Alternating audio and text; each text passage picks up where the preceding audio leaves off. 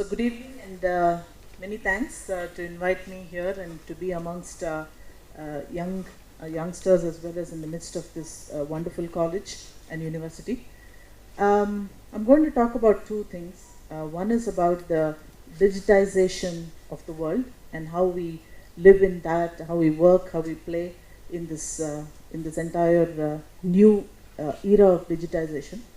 And the second one would be a small nugget, a kind of an example of how innovation plays a very, very central role in how we work. What we did 10 years ago is obsolete, is history today. What we did 5 years ago, sometimes we can remember or we can use it. What we did, one year ago, again, is getting challenged. That's the rate of technological development that we are in. And we are as good as what we did yesterday, and we need to keep on changing on a very, very rapid basis. The McKinsey chief, I think, recently was quoted as saying, 40% of my organization is not going to look the same in 3 years' time. And that's a conservative estimate. So you can imagine how people are gearing up for change and how innovation is going to play a very important role. How do we innovate?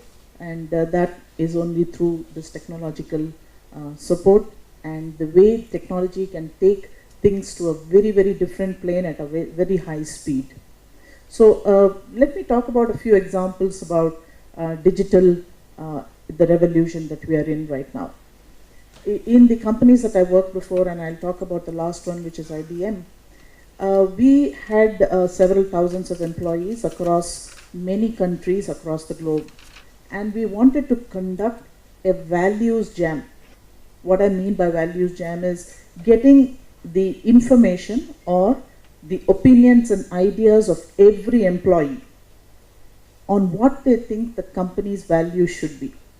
It's very important for employees to be part of it, to understand what they want, and to guide and coach them into the right direction of what the company values should be as a whole.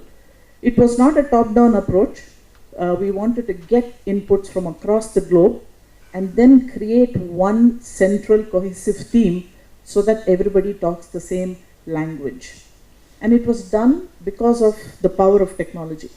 We had an online jam where everybody across the world could log in, could actually start typing in their comments, and there was a moderator by region and by country getting in all the inputs. Of course, there were tools which were trying to, what we call as word cloud, which was trying to assimilate all the opinions and ideas that were coming through and trying to cohesively manage them into various categories so that the key themes, the ones that had the most frequent occurrences, were getting captured.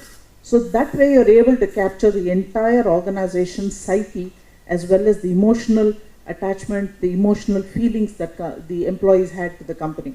This was one example of how we created the values jam. And finally, we arrived at the values, 3 values for the entire company that was created through this wonderful piece of technology. The other thing that we did in terms of talent management was called the talent bin, where we had a system, again, software, which would actually plug in all the relevant resumes across the globe again, where these people had specific skills. And mind you, this was not just LinkedIn pulls or all the e-portals that we have for recruiting. It was based on papers presented in several conferences or their resumes that were available online, and really picking the keywords to find out in the areas that they were proficient in, so that we had a database of people who are very strong in various areas.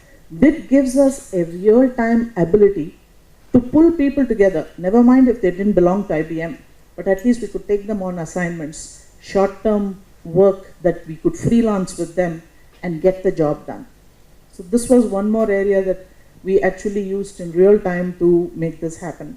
And there are many, many other examples. The engagement survey that we did across the company, everyone could participate, was again through this power of technology.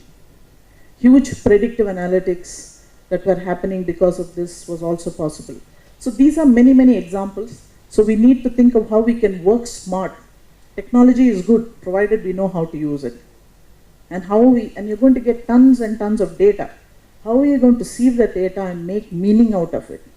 So these were some of the challenges with all this information flow that was coming to us. But again, we needed to create more systems, more software to make sure that whatever we were predicting, whatever we were analyzing, were really useful. And we did some many tests post that, post the data analysis to find out whether they're going to be useful to us. So it's very important, one, to work smart and how to use the data.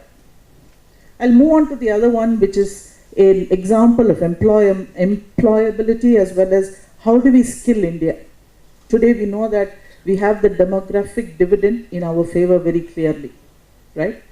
50% of our population is below 25 years, 65% below 35 years. This is a huge amount of pool of human resources that we have.